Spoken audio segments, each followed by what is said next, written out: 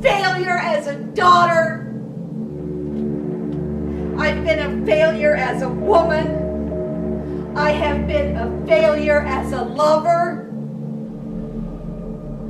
I'd probably even be a failure as a wife. Am I so much of a failure that I can't be in heaven with you, God?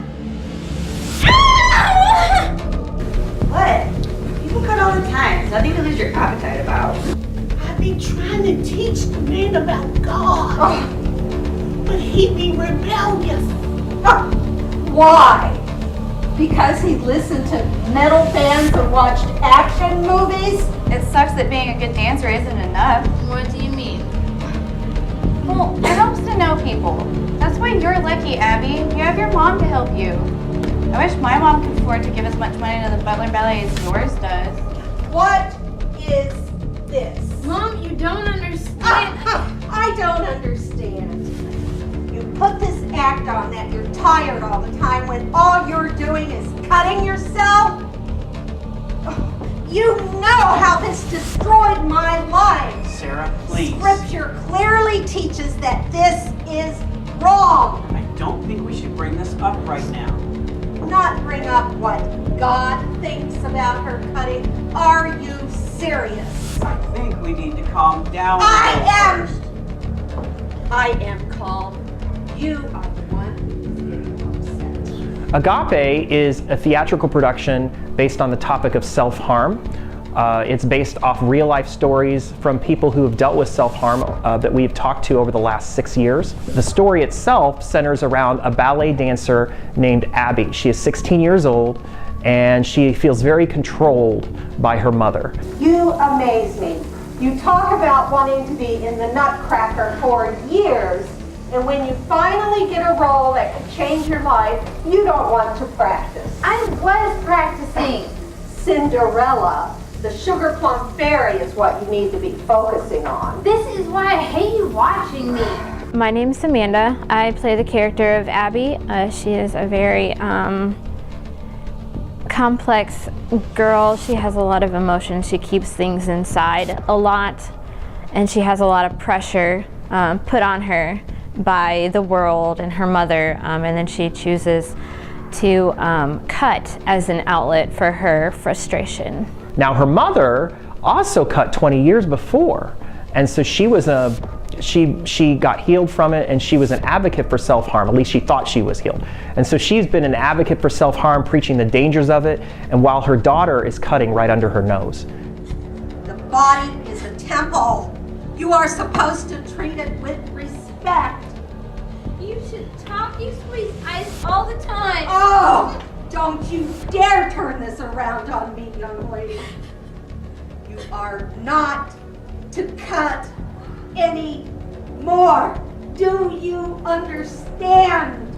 My name is Janet Hodson, and I am playing Sarah in Agape. We all have this small place at the very center of our being that may be empty.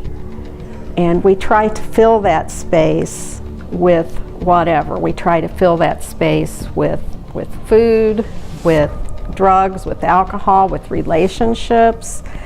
And one of the things I learned is that when people cut, that for a split second during the cutting, they get a sense of calm and peace and control. It sounds weird, but they do.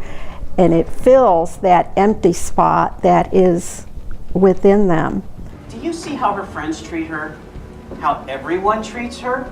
Even your mother, Lady Claymore, who loves Abby, asked her to do this thing at the homeless shelter because she agrees to everything. My name is Scott Trammell, and I have the honor of playing the role of Mark Riley in the Agape production. What's so funny? Dad! A cat chasing a dog? How original. Oh, look, honey, in Libby's status. In a relationship. Sounds serious. It is serious. They've been together 3 days. That's longer than some marriages. One of the main things that I've learned about self-harm and being a part of this production is that different people respond to things in different ways, and it helps us to be more Christ-like, to be more compassionate and understanding of those people and their feelings and possibly their reasons for behaving the way that they do. This bright green neon shirt, I wasn't about to give in. Then your grandfather did something completely unexpected. What, did Grandpa tie you down and put a gun to your head? Worse than that, he done poisoned my mind with some fancy chocolate truffles. And I know the man done put poison in them. He had to, for me to buy that ugly neon shirt. Mercy! My name is Tyra Loki Robinson, and I play the part of Lady Claymore. She is a backwoods preacher's wife, about 65 to 70 years old. She's very old school, very country, but is absolutely in love with the Lord. We have an emergency. The dress we got for the dance? It's not the right color. My name is Beth Bordenkecker, and I will be playing Joan in Agape. Joan is Abby's lifetime long friend. She and Abby have a complicated relationship at times, but they will always be true to their hearts. Not just I am Charlie. He wants to know how you're doing. Oh, Joan has a thing for Matt. I do not. So you don't want me to text Charlie, text Matt anything? I didn't say that. What do you want me to say? Hi, I'm Holly, and I'm playing Libby in this production of Agape. She is a 16-year-old valley girl, kind of ditzy, and she's always on her phone, and she's in love with Charlie. I am a cutter. I'm an advocate for self-harm. I've given lectures on how things like prostitution and drugs, even how things like exercise can be a form of escape, a form of self-harm. I have talked to people about this for over 20 years. And yet, when my own daughter struggles with it, I don't see it. I know that when people cut, they often do other things. How could I not see that she was believing, that she was in pain? How could I be so stupid? I believe that the goal is for those that are watching it to learn more about cutting, because there are lots of people that have heard of it but really don't understand it. There'll be people in the audience who know somebody that cuts, or there may even be somebody in the audience that does cut, and we have resources for them so that they can get help. We also have a goal of reaching the church community and educating them of what it is and how they can respond to it in a positive and healthy way. I knew nothing about self-harm before this production. Now that I've been exposed to what self-harm's all about, it has really touched my life. I feel like I am now more compassionate towards people who do things that are destructive to themselves. It doesn't always have to be cutting. It can be drugs, it can be alcohol, it can be anything that is destructive to your body. When we do accuse ourselves, we fall straight into the enemy's hands because of the negative tape that plays in our heads. Negative tape? Yes, negative tape. The tape that says we are failures at everything we do. When you get an A-, well, I didn't study hard enough. When you fail at a dance move, well, I didn't practice hard enough. When you see another dancer in the magazine, well, I'm not skinny enough.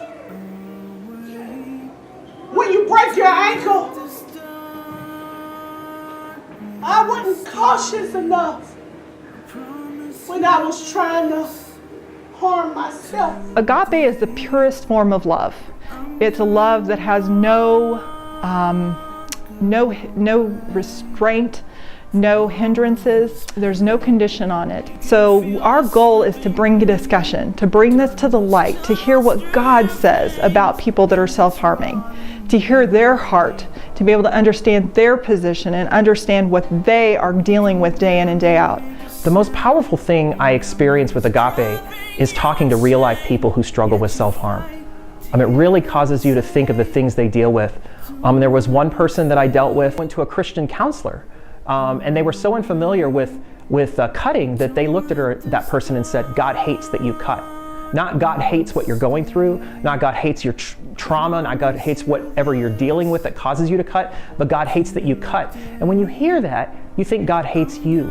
And again, I think this is back to the misunderstanding about what it is. Because when we don't understand it, we have a tendency to react. We don't have a tendency to think they're just going through pain, like somebody that does drugs, somebody that drinks alcohol. It's the same kind of thing. It's a coping mechanism. And when I've talked to many different people that cut, and I've asked them, what do you want out of this production? They all say the same thing. They say, why is my coping skill any different than somebody that drinks alcohol, somebody that does drugs, somebody that overeats, somebody that overexercises? And I really started to think maybe those are all forms of self-harm too. Ways that we learn to cope with emotional things. We can't handle the emotional trauma in our life, so we want something we can control. So we start to drink or we start to become promiscuous because we can control that and we really hate ourselves. And it just really, when we think about it in that way, it's not just 1 in 5 people, it's a lot of us.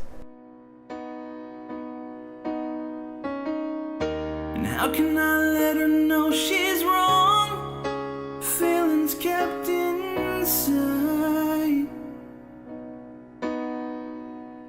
She's not breathing,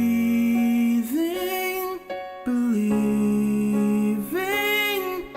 I don't know if she'll make it through the night.